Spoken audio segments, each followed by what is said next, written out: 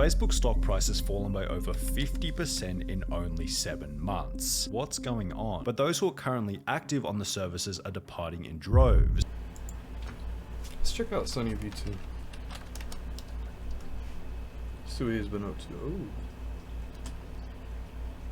Why Facebook and Instagram? 2022, when the parent company of Facebook and Instagram lost $230 billion of value in less than 24 hours. Just to give you an idea about how much money $230 billion is, the total GDP of New Zealand, being the value of every single product or service produced by the entire country for the whole year, was only $210 billion, which is less than what Facebook lost in a day. Damn. So what went wrong on this fateful day in February when Meta set the record for the highest one-day value decline in stock market history? To put it simply, this was the day on which Facebook revealed to the public that both their site usage and revenue has been declining. Shown on screen is a graph displaying the amount of daily active Facebook users over the last 10 years. For every quarter besides the first 3 months of the pandemic, growth in the Facebook user base was almost strangely consistent. However, if we take a look at late 2021, for the first You know, I'd bet a lot of those are fake accounts, though.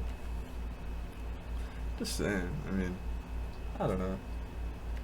Maybe not that. Maybe not like all fake accounts, but you know, just everybody's got a Facebook. Everybody talks about it. I got my first Facebook. I made my Facebook account when I was like 7. You know. I don't know. I feel like that's standard. Like that's your introduction to the internet is Facebook, right?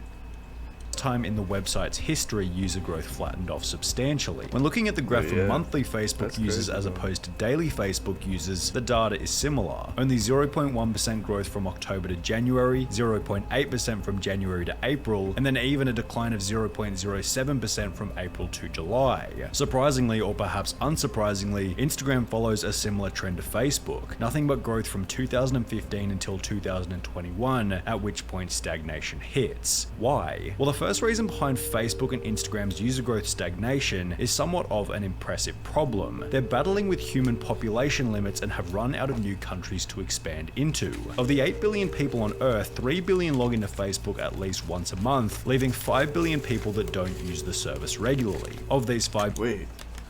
They said 3 billion people log into Facebook every month? As of April 2022, Facebook has 2.9 billion monthly active users. That's crazy. I did not know that.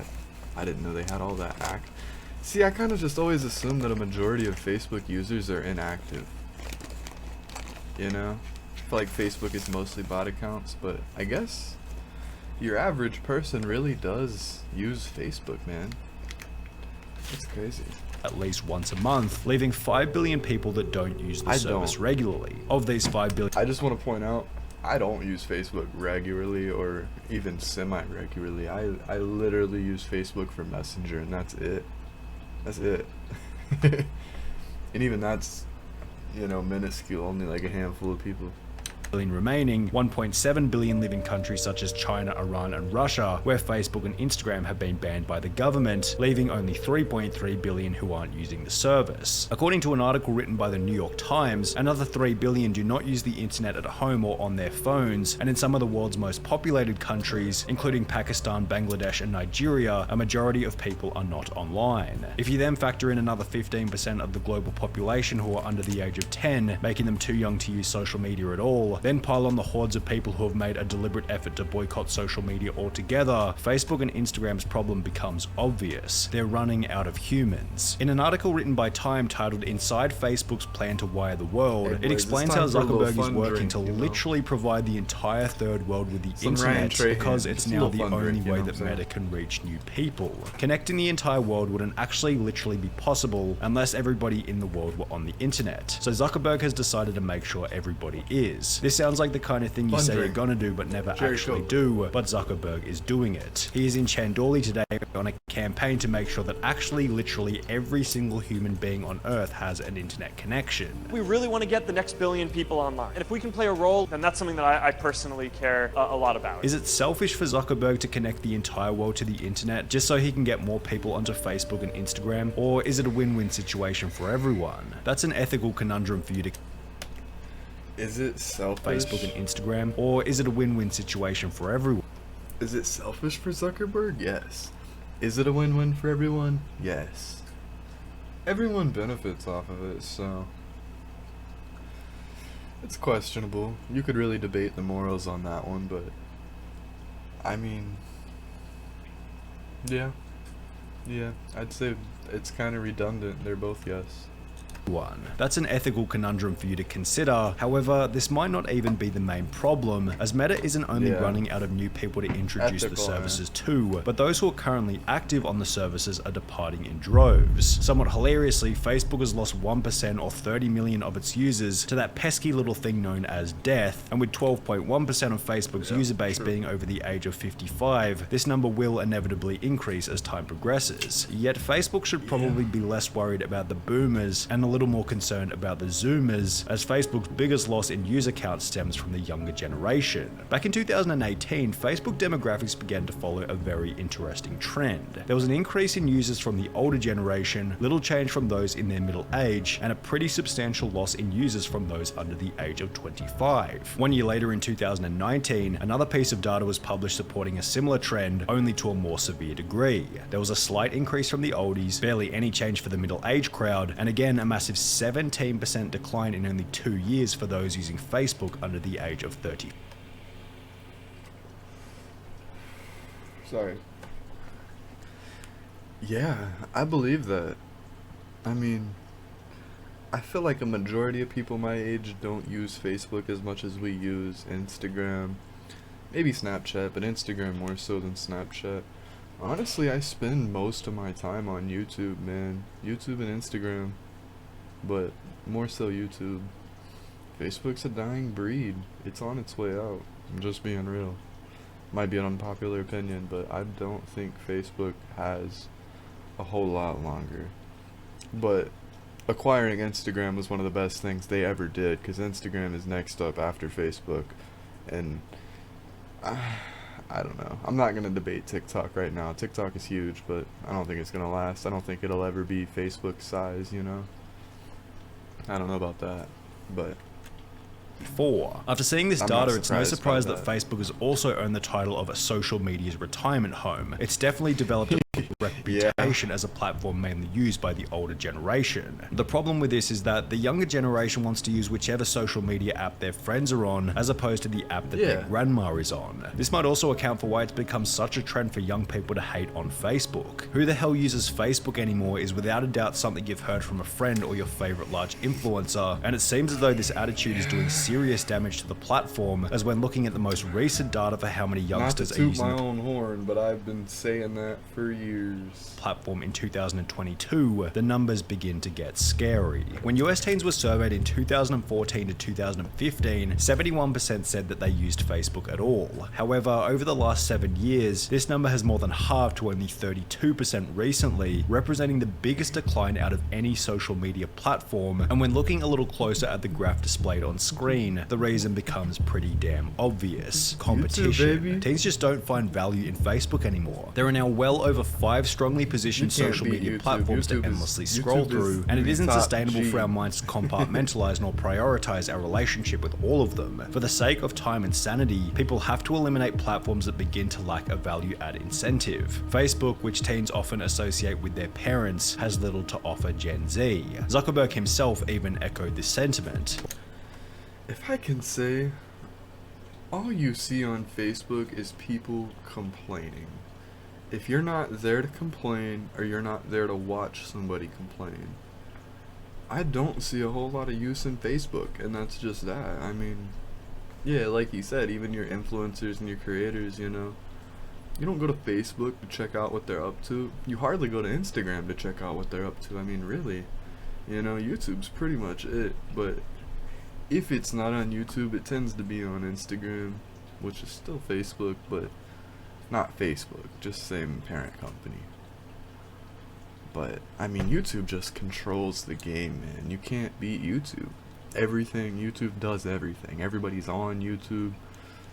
It's the perfect storm, you know, especially for somebody like me, because I grew up with YouTube in my most crucial years, you know. I mean, YouTube was it. I was like 5 years old when YouTube came out, and I'll never forget watching all them fucking classic videos when they came out and shit. I'm so happy to have been born in the generation to experience the birth of YouTube. Damn. When Meta's stock price began to decline 7 months ago, he stated that they were facing unprecedented levels of competition and that people have a lot of choices for how they want to spend their time, and apps like TikTok are growing very quickly. Going back to the data, we can see that the Gen Z unprecedented levels of competition price began to decline 7 months ago. He stated that they were facing unprecedented levels of competition and that people have a lot of choices for how they want to spend their time, and apps like TikTok are growing very quickly. Going back to the data, we can see that the Gen Z big four social media platforms are Snapchat at number 4, Instagram at number 3, TikTok at number 2, and YouTube way out in front with over 90. Really? YouTube's 67% of US teens say they use TikTok. Well, I guess I'm not a teenager anymore. I'm 21 now, but I have a TikTok account and I've opened it maybe a total of 6 times over the last 2-3 years, however long TikTok's been around. Damn, I didn't know more people use TikTok than Instagram. That's surprising to me. Wow. 5% of US teens using it. When examining each of these big four platforms, the value they add or the edge that what was that, 94, 95, 95%? When examining each of these big four platforms, the value they add or the edge that they have is obvious. YouTube long form video, TikTok short form video, Instagram images and photography, Snapchat photo messaging. Even Twitter has a discernible edge as a platform for those who want to follow politics and the celebrity world. However, when looking at Facebook, the value it adds or the edge that it has isn't all that obvious. Bro, if you guys were around back in the days when we had the COD community on Twitter and it was just cool to sit on Twitter and talk shit with everybody and just join the conversation, make fun of shit, everybody had a good sense of humor, nobody took anything personal. Those were the days, man. Like, I'm talking like the BO2 days back in like 2012, you know what I'm saying? We were getting it on COD, COD was good, you know. Life was good in those days. YouTube was great. Even Twitter was cool back in those days. I don't use Twitter anymore. Twitter's a fucking cesspool, bro. Oh. Obvious. The general vibe that Facebook gives is that it's a watered down, weaker version of the four most popular apps combined, and it's diversified to the point where rather than being strong in one area, it's just kind of weak in all areas. Yeah, man. Facebook never caught on with the times. I mean, they have like stories on Facebook. Stories is one of the best new features of Facebook. But still, who uses it? It's just not. When Facebook stock price began to decline 7 months ago, Zuckerberg announced that their focus was going to be on short form video, but it's obvious that the Facebook algorithm is poor in comparison to YouTube and TikTok, and what's the point in going on Facebook to see your friends' photos when they're posted to Instagram anyway? Right. Facebook definitely has a bit of an edge with Messenger, but this is still in very close competition with Snapchat, Instagram, Twitter, and good old-fashioned text messaging. Facts. I use Messenger for like 2-3 people in my life. And I use it because they're Android users and it's easier for them that way, but no. Perhaps this is also why Zuckerberg has started to put his focus and $10 billion into creating the metaverse. He understands that Facebook's edge lies in providing the best circumstances for online social interaction, and if Zuckerberg can pull it off in a way that's interesting, accessible to everyone, and not cringy, it sounds like a pretty cool concept despite the online metaverse hate train. Additionally, the metaverse is theoretically a product that will appeal to the younger audience who are departing Facebook in droves. In an article written by Forbes, this was highlighted as the main reason behind the metaverse's development. If it wants an app to win back young people, it will need to build it itself, and Zuckerberg seems to feel a VR-centered metaverse will do this. We're retooling our team to make young adults our North Star, he said on last week's Wall Street conference call. The other thing that Zuckerberg seems to have going for him is that, as highlighted by the previous data, it seems as though many of Facebook's young former users are simply migrating to his other product, Instagram, which is clearly not in the same dire straits that Facebook is in. However, it's not like Instagram hasn't been without complaints recently. What the hell is going going on with the new Instagram update, May 2022? Why has Instagram changed? The app looks different and users hate it. June 2022. Instagram's had Why is some weird everyone saying changes over the Instagram last is couple rubbish years. now? And what's TikTok got to do with it? July But it's not 2022. trash. All of Not these trash. articles touch on the exact same current complaint about Instagram. It's drifting away from its roots in an attempt to become TikTok. It used to be a place for pictures of food, travel, maybe short videos in stories. Like Facebook, your Instagram feed was I think we can all agree that all platforms want to be TikTok right now, because TikTok's got the perfect formula for that short form content, you know? You get people to just scroll through fucking 15-second video after 15-second video. I mean, I'm sure you guys have gotten lost in YouTube Shorts recently. You know, you get lost in Instagram Reels every now and then. Yeah, I mean, TikTok, I don't like TikTok. Let me put that out there. But they've got something going, you know? They really created a new formula with that short form content, and that's undeniable. And of course everyone wants to copy it. But I don't think Instagram's as bad as TikTok, you know? Like, you can scroll through Instagram Reels or YouTube Shorts and you see a lot of good, cool shit. If you scroll through TikTok, bro, I don't even want to open it, you know? I mean, all you see on TikTok is thirst trap after thirst trap. I mean, there's nothing else. Every now and then you might see like something cool, but TikTok's not it, man. It's not. TikTok will run its course and it'll be out. I'm telling you.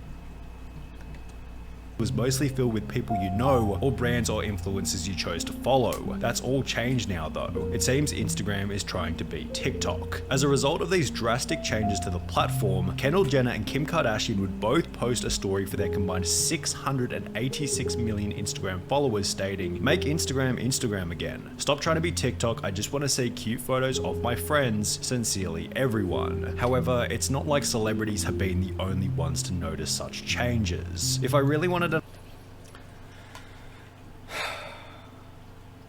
Because Kim Kardashian is the one to tell a company not to profit, right?